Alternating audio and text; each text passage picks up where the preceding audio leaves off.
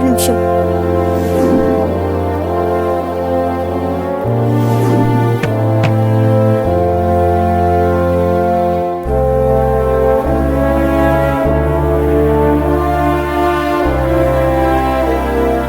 அப்பப்பப்பா, ஆத்தாடி ஆத்தே, மா அப்படி போமா. நானும் ஊருக்குள்ள எத்தனையோ தாய் மாமாவை பாத்திருக்கேன். ஆனா இப்படி ஒரு மனுஷனை நான் பார்த்தது இல்லம்மா. ஏண்டி என்னாச்சு? என் மாமா மேல எதுக்கு இப்படி கண்ணு வைக்கிற? அவர் என்ன ராணி மாதிரி அழைச்சிட்டு வரணும்னு ஆசைப்பட்டாரு, பல்லாக்கு வச்சாரு. உனக்கு என்ன வந்துச்சு? அப்போ உனக்கு விஷயமே தெரியாதா? ஏய் ஓட்ட வாய், வாயை வச்சுட்டு சும்மா இருக்க மாட்டே. ஏய் என்ன இப்ப எதுக்கு ஏன் வாயை அடக்குற? அங்க ஊரே வேடிக்கை பார்த்துச்சு. நான் சொல்லலன்னா வேற யாராவது அண்ணத்துக்கிட்ட சொல்ல போறாங்க. என்ன சொல்ற? அடியே அண்ணா, அவங்க வெறும் பல்லாக்கு மட்டும் வைக்கலடி, மொத்தமா உன் வீட்ல இருந்து 4 கிலோமீட்டருக்கு பல்லாக்க சுமந்துகிட்டே வந்தாரு.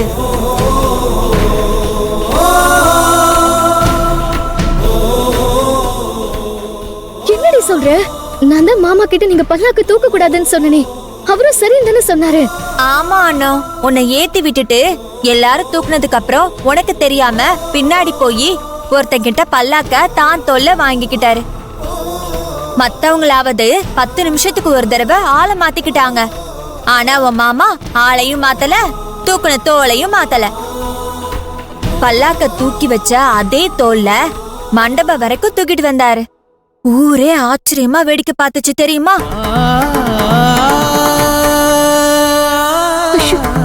என் மாமா 4 கிலோமீட்டர் என்ன சுமந்துச்சா? எனக்கு தெரியாம போச்சு. நீங்க யாருமே என்கிட்ட சொல்லல. அக்கா, மாமா தான் சொல்ல வேணான்னு சொன்னாருக்கா. அவரு தோலை கூட மாத்தாம தூக்கிட்டு வந்ததை பார்த்து நானே ரொம்ப பயந்துட்டேன். கொஞ்சம் தோலையாவது மாத்திக்கோங்கப்பான்னு நான் சொன்னேன். அதுக்கு தோலை மாத்திக்கிறதுக்கு இது என்ன தண்ணி குடமா?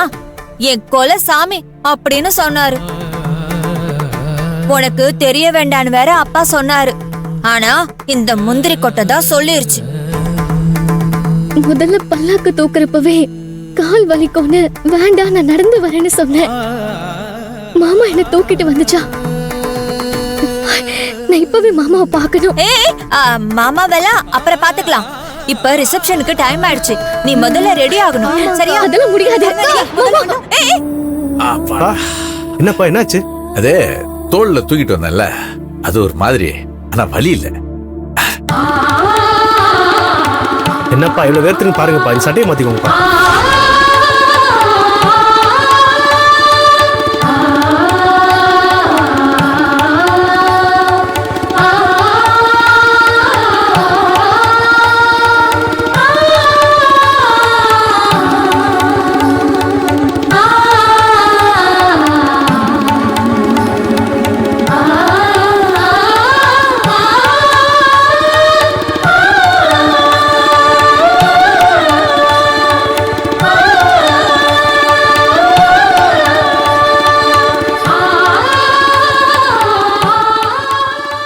என்ன கண்ணு இவர்?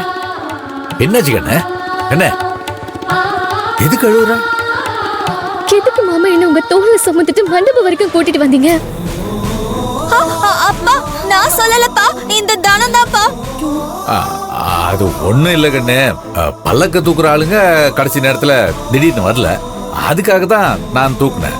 ஏகண்ண நான் மட்டுமா தூக்குனேன்? எல்லாரும் சேர்ந்தானே தூக்கணும். அது அவங்க தொழில் மாமா, அது அவங்க செய்வாங்க.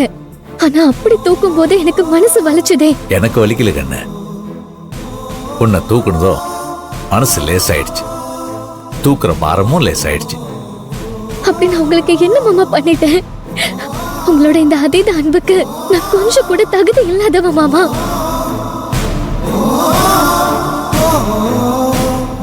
என்னால நீங்க எந்த சந்தோஷத்தை அனுபவிச்சதே இல்ல. எப்பவும் உங்க நிம்மதியை கெடுக்கிற ஒரு ராசி கெட்டவளா தான் நான் இருந்திருக்கேன். உங்க புள்ளைய எனக்கு கட்டி வச்சு உங்க வீட்டுல எனக்கு ஒரு இடம் கொடுத்திருக்கீங்க. இதுக்கே நான் உங்களை காலத்துக்கும் கோவில் கட்டி கும்பிடணும் மாமா. இதுக்கு மேல எதுக்கு என்ன தூக்கி சுமந்துட்டு இருக்கீங்க? இதுக்கெல்லாம் நான் என்ன கைமாறு செய்ய போறேன்?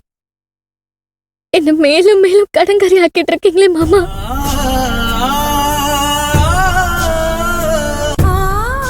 கண்ணு, கோயில் திருவிழால தேருக்கு வடம் பிடிக்கும் போது அதை நாம புண்ணியம் நினைக்கிறோம் இல்லையா?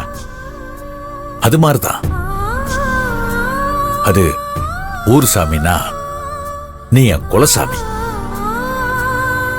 என் குலசாமியை சுமக்கிறது எனக்கு எப்படி கண்ணு வலிக்கும்? பொண்ண சுமக்கிறது எனக்கு பாரம்னா ஒரு தாய்க்கு கூட வயிற்றுல தாங்குற கருவும் பாரம் தான். அவளுக்கு அது கஷ்டம் இல்லை. உன்னை யாருக்குன்னு ராசி இல்லாதவன் சொன்னது?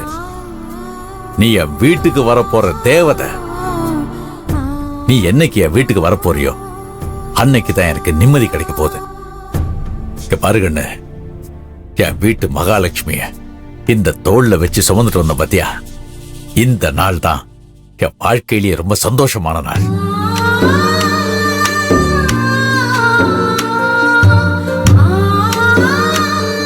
நீங்க என்ன சொன்னாலும் என் மனசு கேட்கலங்க மாமா. நான் பிறந்த புதுசுல என்ன மார்லயும் தோல்லையும் தூக்கி சுமந்தீங்கன்னு எங்க அம்மா சொல்லிருக்காங்க. என் அம்மா இறந்ததுக்கு அப்புறம் என்ன நீங்க தான் மாமா சுமந்துட்டு இருக்கீங்க. ராத்திரி தூங்கும் போது கூட நான் உங்க மாறு மேலதான் தூங்குவேன். அசஞ்சா என் தூக்கம் கலைஞ்சிருமோன்னு நீங்க தூங்காம முழிச்சிட்டு இருந்திருக்கீங்க. நினைவு தெரியாத வயசுல நீங்க என்ன சுமந்தது எவ்வளவு வலிச்சிருக்கோன்னு நினைவு தெரிஞ்சுதான் மாமா எனக்கு தெரிஞ்சது. இதெல்லாம் சேர்த்து வச்சு கடைசி வரைக்கும் நான் தான் மாமா உங்களை சுமக்கணும். ஆனா நீங்க என்ன இப்பவும் தூக்கி சுமக்கிறீங்களே மாமா. நான் காலத்துக்கு உங்களுக்கு வெறும் சுமையாவே இருந்துருவேணும்னு பயமா இருக்கு.